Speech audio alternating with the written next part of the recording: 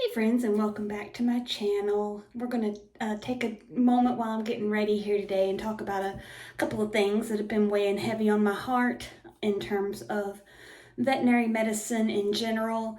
Some of these things might be a little bit of a hot topic, unpopular opinion, but I know there's also some things that I have to say today that there's going to be other people that completely agree with me.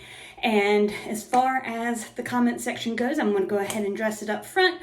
We're not going to take any negativity down in the comment section, and we're not going to take any abuse down in the comment section. None of that is going to happen. Just not going to be tolerated. So this is just my opinion. If you don't agree with it, then that is your prerogative. And like I say, this is just something that's been on my mind that I feel like I need to share. But I'm going to share a little bit of it while I get ready today. And some of these are a hill that I am willing to, as they say, die on, because I believe some of this stuff is that important. And so we're going to dive into that. The first thing being something that I believe is one of the most important things when it comes to animals is that unfortunately things cost money. An animal is no exception to that. And so taking care of the animal and making sure that they have the proper things that they need, the food, the water, the housing, because putting an animal out on the backyard and just kind of letting them be exposed to all the things, barely taking care of them, that's not what we're talking about. That's not proper animal care, and as animal abuse, in fact, and those people don't need to have them. But I know that there's all kinds of people that want animals, myself included, and I am probably one of the few veterinary professionals out there that doesn't have 80 billion animals running around my house at the moment. And there's a reason for that.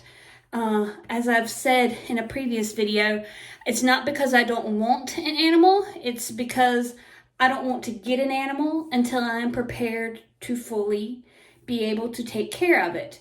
And I'm starting to establish that in my life at this time before I just go out and impulse buy an animal, because that's not fair to the dog or the cat or the, whatever animal you choose.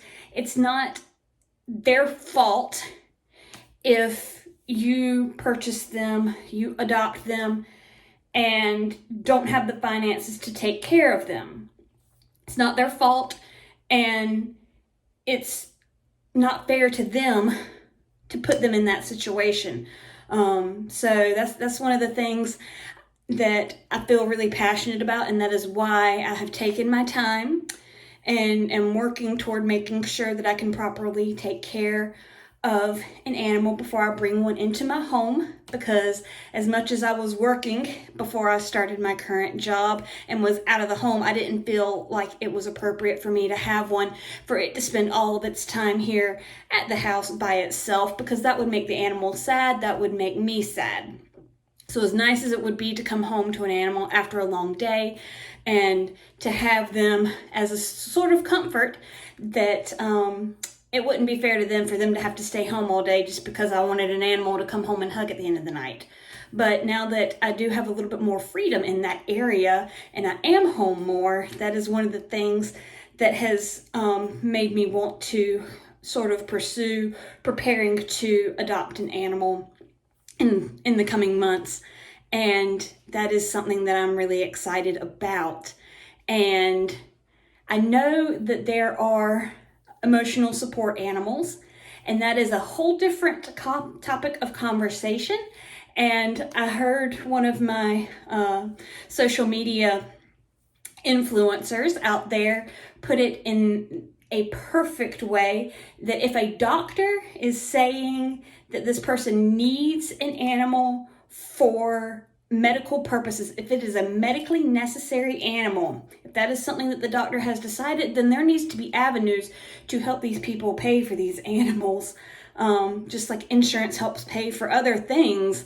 So it's not fair to say, Okay, you're struggling and you're stressed out and you're all these things. And you know what? A dog's gonna fix it all. But guess what? Now you have to feed the dog.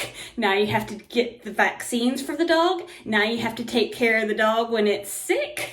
You know what that's going to cause to somebody who barely has 2 pennies to rub together? It's just more stress. So that's just something that I heard recently that I really appreciated and thought that that was an interesting way of viewing that particular situation, that if it is a medically necessary animal, there needs to be avenues within our healthcare system to help accommodate for that, for these individuals that don't have 2 pennies to rub together. But again, if you're just getting a dog to have a pet and you don't have the finances to take care of that dog, I want you to just kind of stop and think, is that fair to that animal? Or are you willing to do what's necessary to have the means to support that animal? Because they depend on you. That is our responsibility as humans, to take care of the animals in this world. That is what we were designed to do. As a Christian, that is one of the things that I'm willing to, that is one of the hills that I'm willing to die on. It is our responsibility to take care of these animals and to make sure that they get the proper care that they deserve.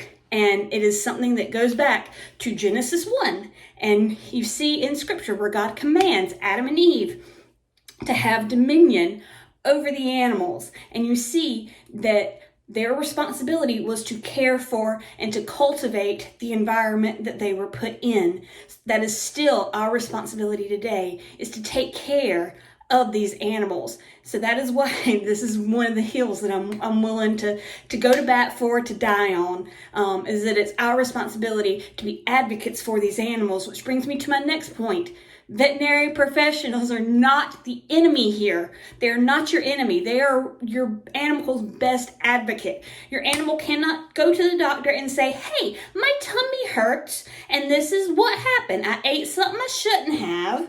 I ate too much of something and my tummy hurts. They can't tell us that. All we see are what we call clinical symptoms. So we do things like, okay, well, did they eat something that they shouldn't have? So we'll ask you, did they get any, do you know, are you aware that they got into anything? What did they get into? And be honest with us if they got into something, whatever it is. And that makes it easier for us to help treat the animal. And then we're able to kind of rule things out, as we say, because vomiting and diarrhea can be clinical symptoms of multiple things. And we can't just rule something out based on the fact that your dog is having vomiting and diarrhea. Because you know what that tells us? Nothing. Absolutely nothing. That is why we have the diagnostic test. That is why we suggest the things that we do in the clinic. Yes, these things do cost money. And that brings me to the point of veterinary insurance. And this is something that was a very hot topic here recently, with a human doctor talking about things in human medicine, but he was comparing it to animal medicine, not bringing into account for the fact that there is insurance for animals, but it's not the same as human healthcare insurance. So with human healthcare insurance, you have your insurance, you pay your deductible, or your company pays your deductible, however you have your insurance, and it covers you up to a certain amount. So you go to your doctor and certain things are covered, certain things are not, that sort of thing. So animals and animal health care doesn't currently have that. If somebody wants to figure that out, go right on ahead. That is that would be wonderful. But there is health care for animals. There are health care plans. What they do is they have there's several companies out there that have them, and they offer different plans, different things for them. So you need to shop around, find what is going to work for you and your animal's needs. And when you sign them up for that plan, you have things quote unquote covered. The difference being you pay for the stuff up front and then the insurance companies pay you back for those things. Well, it does take some time for all that to happen. It's not instantaneous, but there are companies that will pay you back before your credit card bill is due, that sort of thing. So just research that and find out what is best for you in terms of your health care for your animal and your animal's needs. And that is something that is very, very important, and it can help people afford all these diagnostics and all these things that help the veterinarians provide the best possible care for the animal, because that's what we're here to do. We're here to provide the best possible care for these animals, and we wouldn't suggest a test or something if it was not necessary to help us rule out things that's wrong. So just remember that your trusted veterinary team that you deal with on a regular basis, that knows you and your animal and that you have a regular relationship with, is there for you and there to provide the best care for you and your animal. We're not the enemy. We don't we're not in it for the money. That's the big thing. Everybody says veterinary professionals are in it for the money. And unfortunately, some of us don't make enough to always be quote unquote comfortable in life, and struggle to pay bills on a regular. Just like you, we have to go buy groceries and we have to make a house payment or pay rent or all these things. And our economy is just not doing great, you know?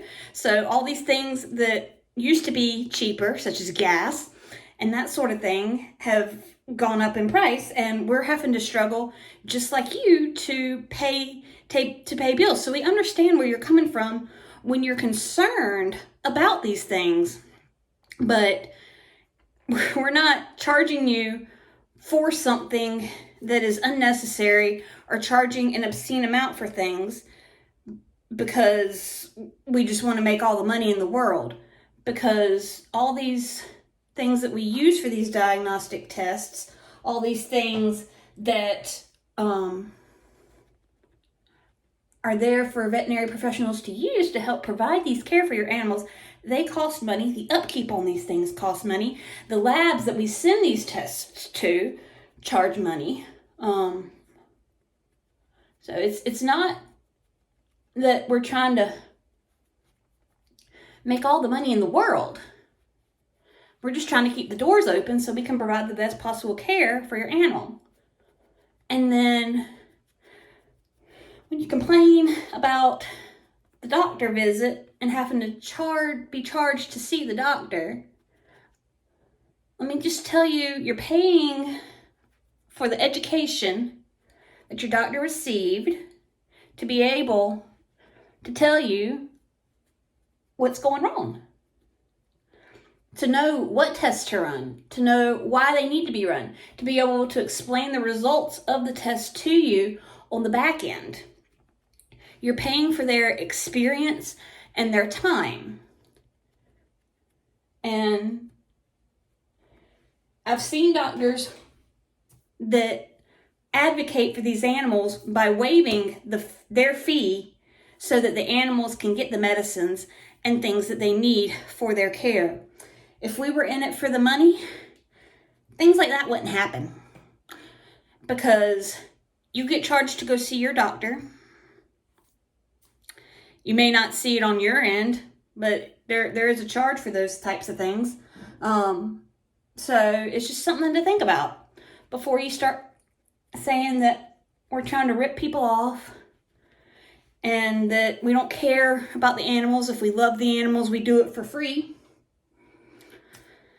Unfortunately, that's not something that's doable in the real world. Things cost money, and that's an unfortunate thing, that it costs money for everybody, not just the people that, you know, think that everything should be free for them just because. That's not how the world works. which, like I say, if you're not ready and financially prepared to take care of an animal, that should be something you consider before you buy an animal. And as I said, if you can't financially take care of one and you're just going to end up abusing it or sticking it in a shelter, please just don't get one. Or be willing to work extra and have somebody that can be home with the animal to take care of them. Or, hire a dog walker, something like that. But just think about the animal before you go out and just buy one willy-nilly. That's all I'm asking in that. And so veterinary professionals, ultimately what I'm getting at is we deserve respect. We deserve to be treated with respect. We are humans as well. We face the same struggles, the same types of situations that you do on a daily basis. We're not out to get you. We're here to help you and your animal. We wouldn't have gone into veterinary medicine if we weren't, if that wasn't our goal. Some of us love animals a little bit too much and will adopt every broken baby out there. But it's just something to think about. The next time you get mad about something, take a moment, take a breath, take a beat, whatever you need to do. And remember that we're not out to get you. Remember that we're here for you and your animal. And we want the best. So we're going to work with you to provide the best care that we can within means. So that's a heavy kind of conversation to start off with, I know. But it's just something that's weighed really heavy on me. And so you need to have a valid veterinary client-patient relationship in order to have these animals treated, which means you need to have a veterinarian that has recently seen the animal, quote unquote, within the last year, to be able to prescribe medications, to be able to do all these things. So when you call and say, Fluffy has diarrhea, and Fluffy hadn't been in to see the vet in several years, there's not a whole lot legally that we can do, other than tell you need to bring Fluffy in to have her seen. Because, like I say, diarrhea can be a symptom of a lot of things, number one. So we need to see Fluffy in order to rule out what's going on. Two, if we hadn't seen Fluffy in a couple years, we have nothing to go off of. We have no recent physical exam to be able to prescribe medications to Fluffy for the diarrhea. So when we say you need to bring the animal in for the exam, there's a reason. It's actually a law that's out there that gives veterinarians certain parameters within which they can prescribe medications. Just like human doctors have different parameters in which they can prescribe medications. You have to go see the doctor to get medication. You have to go see the vet to get medication. It's the same deal. Because again, we can't just prescribe out meds willy-nilly. It goes against the laws that govern veterinary medicine, and it can put the license that these doctors and these technicians have worked so very hard for, it puts those licenses in jeopardy. And as a licensed veterinary technician, I can go ahead and tell you that is not something that any of us are willing to do, is to put our license on the line for someone who is unwilling to bring their animal in to let us assess it and see what's going on. That's just something that we're not willing to do. It's not worth it, because we've worked so hard, paid so much money to get this degree, to get this certification, and to take the certification exams and to keep up with the continuing education that we have to do.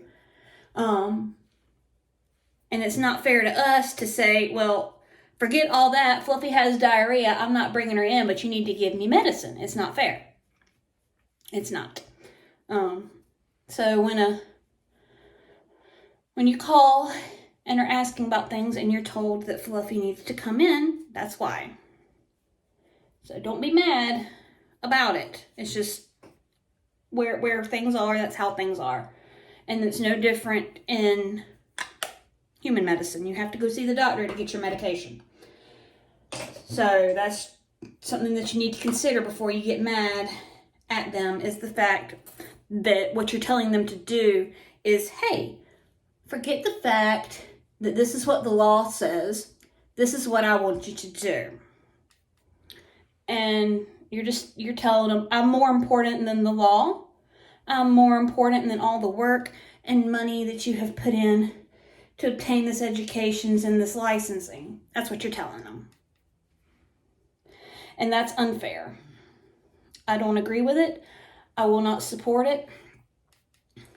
That is why when I have friends that ask me about animal questions online, in person, that sort of thing, since I've become a veterinary technician, my go-to answer is, if you're concerned, take them to the vet.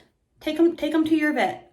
That is the best answer that I can give you. If you're concerned about something, take your animal to the vet. Because they can do all sorts of things that I can't do over the internet, over the phone, or even standing there in front of Fluffy. They have the degree to be able to diagnose, prescribe, give you a prognosis, and that sort of thing. I don't. Those are things I am not legally allowed to do. I'm not allowed to prescribe medications. I'm not allowed to diagnose diseases. I'm not allowed to perform surgery in my state, and I'm not allowed to give you a prognosis. Those are the things I'm not allowed to do. And that's a hill I'm willing to die on. Again, because that puts my license at jeopardy. I worked my behind off to get to where I'm at. So I'm not willing to put that on the line for that. And that is something that people need to consider when they ask their veterinary professional friends for quote unquote free advice. That's something that you need to consider, is what am I really asking of them? Because if you're constantly asking your veterinary technician friend, who, just because, hey, you know animals, you know this, I'm not willing to take my animal to the vet, but hey, what do you think? That's not fair. Or your vet friends, hey, I know you got all this education and all this stuff, but could you do me a solid and just diagnose this for free? Not fair. Sorry, not fair. And so that valid veterinary client-patient relationship, so important. Pet insurance is a way you can help pay for all these things. And not putting veterinary professionals where they feel obligated to answer. A lot of us love animals. A lot of us want to help animals in the best way possible. But our hands are tied in a lot of situations. So we can't always answer questions willy-nilly on the internet. It's against the law. It just is. One final thing or a couple of final things really, that are more personal beliefs, in my opinion, of kind of things that I feel are concerns that I have in regards to things related to veterinary medicine. Sorry, I got something in my eye. I'm going to address the retractable leash situation. Whew. I think they're dangerous. Throw them away. That's a nice way of putting it. You have a 70-pound animal on the end of a string smaller than the circumference of my pinky. That animal gets excited. God forbid that animal gets aggressive. That string breaks. That ain't gonna be good. You got a small animal, walking them out in the dog park on the leash, retractable leash. God forbid somebody else doesn't have a hold of their big animal. And they get into a fight. Take a moment and think about that. They're dangerous for the animals. They can get tied around you. They can break. I don't see anything good about them. Throw them in the trash. Get you a regular leash. Get you a slip leash. Anything. Throw the retractable one in the garbage. Hate them. Don't want to see them. Don't know why they were invented. Finally, prevention, heartworm prevention, flea and tick prevention. Those things are important, especially here in Georgia. Especially this, as it's starting to warm up, but all year long, really, in Georgia. Those things are important. All it takes is one mosquito bite from a mosquito that's carrying heartworm disease, and your animal can become infected with heartworm disease. And instead of paying $100 a month for prevention, we'll say, or $100 every 6 months rather for prevention,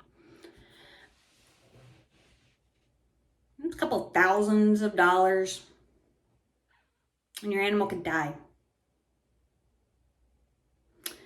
Heartworm treatment's rough. It's very, very rough. It's months and months and months, because you have to usually do your initial injection. You have to have them on prednisone or doxycycline, something, for like months. Then you have to go back for more injections. They're too active on these medicines that are actively killing these worms in their heart. They could die. It's just, I don't know how else to put it. Your prevention is going to be your best friend. Find prevention that works for your animal, that you're able to protect them from heartworms, fleas, ticks, and intestinal parasites. And that is one of the best things that you can do for your animal, besides obviously feed and water and give it somewhere to stay out of the elements. It's the best thing you can do. But those are just some things that have been weighing kind of heavy on me over these last several days, and months, really, and years, as I've gotten into veterinary medicine and I've seen some of these things that are going on. And I just wanted to share that and let you know where I stand, and share, get that out into the world for people to think about. Because I'm not saying you have to believe what I believe. I want you to think about it. I want you to truly consider what I've said and think about it for yourself. Because the best thing that you can do is, when it comes to animals, is educate yourself. This is where I've come to with how far I've educated myself to this point. One of the things I have done as a veterinary technician is made a commitment to lifelong learning. And so that is something that's very important to me. If you want to do the best thing you can for your animal, keep yourself educated. And think about what I've said today. And I hope you have a wonderful day. And I'm sorry that one was a little bit heavy. But it's just something that I felt like I needed to say and to get off of my chest. And I appreciate you for taking the time to listen. And I'm not trying to be your enemy here. I'm trying to be an advocate for these animals and trying to do the best that I can for the animals that are brought into my life for me to be advocates for, because they can't talk for themselves. And I want to be their advocate. I want to be their voice for those that don't have one. And I hope you have a wonderful day, and God bless. Bye.